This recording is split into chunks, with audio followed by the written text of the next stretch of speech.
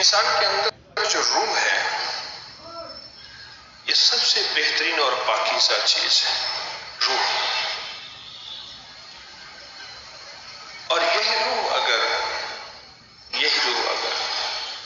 اہل اللہ کی صحبت میں، صلحاء کی صحبت میں، اولیاء کی صحبت میں، بزرگوں کی صحبت میں رہے تو اس کی پاکیزگی بڑھتی چلی جاتی ہے۔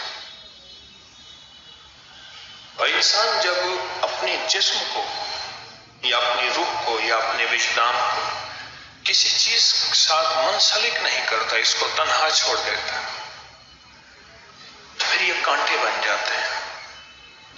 آپ نے کبھی نہیں دیکھا ہوگا کہ مالی کانٹے دار جھاڑیوں کو تراش کر رہا، اس کو پانی دے رہا، اس کو سردی گرمی سے بچا رہا۔ کانٹے تو کانٹے ہیں، مالی کو کیا غرض ہے کہ اس کی نگہداشت کرے، اس پہ توجہ دے۔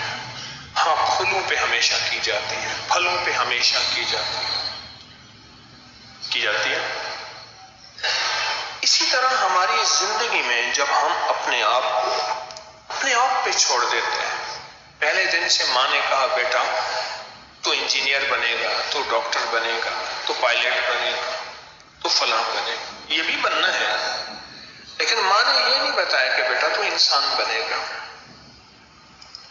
انسان بنانے کا سبق تو پہلے دن ہم نے سنا ہی تھا۔ آپ نے دیکھا نہیں کہ کوئی